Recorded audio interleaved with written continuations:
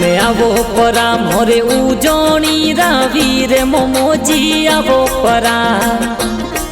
हमें आवो परा मोरे उजोणी रावी रे मोमोजी आवो परा।